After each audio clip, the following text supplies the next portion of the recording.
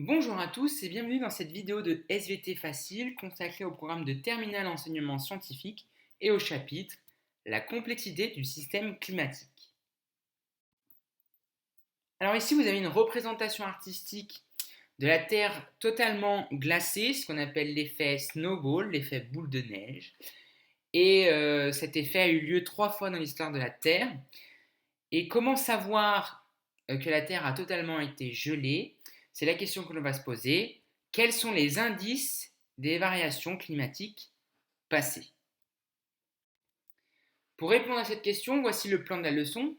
Tout d'abord, nous regarderons la définition du climat. Ensuite, on étudiera la variabilité naturelle du climat. On s'attardera ensuite au bilan radiatif qui est aujourd'hui déséquilibré. Et puis pour terminer, on s'attardera au réchauffement climatique, un réchauffement inéluctable. Comment différencier météorologie et climatologie? Vers une définition du climat. Caractériser le climat d'une région de la Terre revient à déterminer, pendant une période de temps donnée, les valeurs moyennes de plusieurs grandeurs atmosphériques. Ces dernières sont principalement la température, la pluviométrie, la pression, l'hygrométrie, la nébulosité, la vitesse et la direction des vents.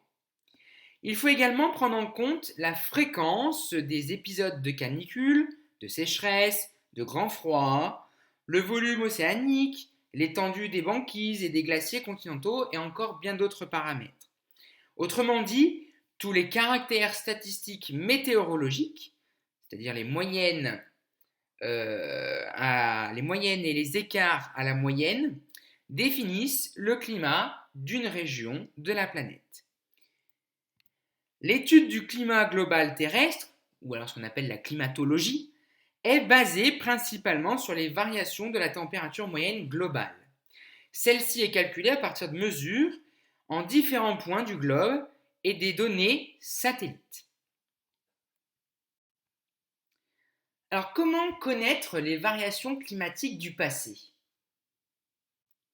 La variabilité naturelle du climat. Le climat terrestre présente une variabilité naturelle observable sur plusieurs échelles de temps. Ces variations peuvent être identifiées grâce à différents indicateurs. Tout d'abord, on a une variabilité à l'échelle des siècles et des millénaires. L'analyse, par exemple, des pollens conservés dans les sédiments lacustres permet de reconstituer les environnements végétaux passés et les climats dont ils dépendent. Aussi, on a une variabilité à l'échelle des millions d'années.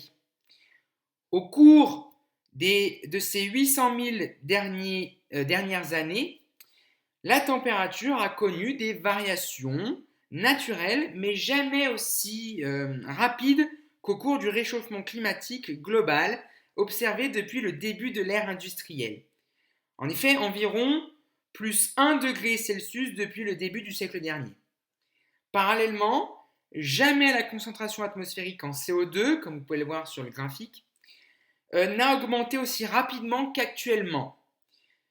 Ainsi, le seuil des 400 ppm a été dépassé en 2014 pour la première fois depuis 800 000 ans.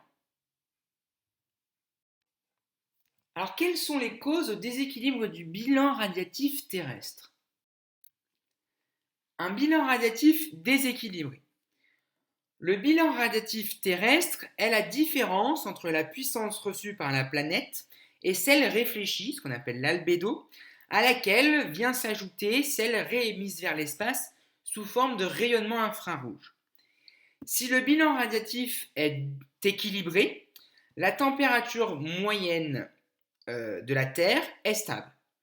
Or, le réchauffement climatique global récent traduit un bilan radiatif déséquilibré et positif. Ce phénomène est provoqué par l'augmentation de la teneur en gaz à effet de serre dans l'atmosphère.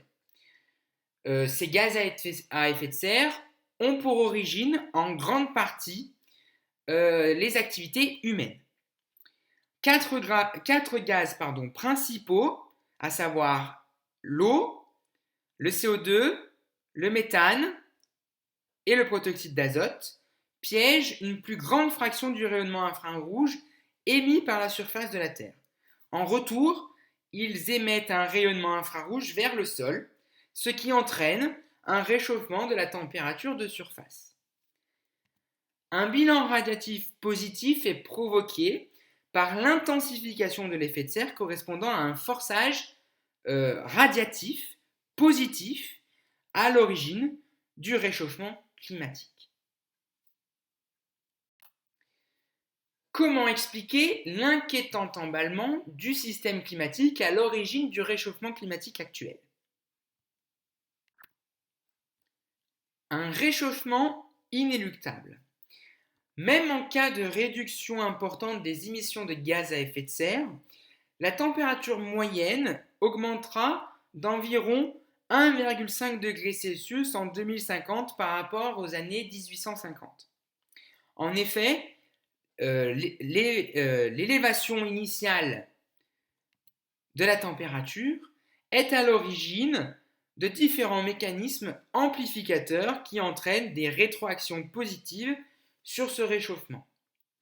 Parmi ces mécanismes, on peut citer par exemple l'augmentation de la teneur en vapeur d'eau atmosphérique par évaporation, une baisse de l'albédo terrestre du fait de la diminution des surfaces glacées au niveau des pôles, le dégel du pergélisol qui provoque une libération des gaz à effet de serre, donc enfouis, pas enfouis, mais séquestrés par ces glaces, et puis aussi les océans, dans un plus large contexte, accumulent dans leur couche superficielle 95% des surplus d'énergie liés au forçage radiatif. Ceci a pour conséquence ce qu'on appelle une dilatation thermique, élevant le niveau de la mer, phénomène qui est accentué par la fonte des glaces continentales. Sur une courte échelle de temps, environ quelques dizaines d'années, les océans exercent un rôle amortisseur sur l'augmentation de la température moyenne globale, car ils vont se réchauffer moins vite que l'atmosphère. Sur une longue échelle de temps, donc plusieurs centaines d'années, la chaleur océanique accumulée retournera dans l'atmosphère, rendant ainsi le réchauffement irréversible. Pour finir, voici les mots à retenir. Climat, description des moyennes des conditions atmosphériques observées localement ou globalement sur une période minimale d'une année. Forçage radiatif, déséquilibre du bilan radiatif conduisant à un changement de température. Il est provoqué par une variation de l'albédo, de l'effet de serre ou de la puissance solaire reçue. Une rétroaction positive, c'est une action amplifiante d'un système sur le processus l'ayant modifié. Et la température moyenne globale, c'est la valeur moyenne des multiples relevés de température à la surface de la Terre. Merci pour votre attention et dites-vous bien que les GT, ce n'est pas si difficile. À très bientôt.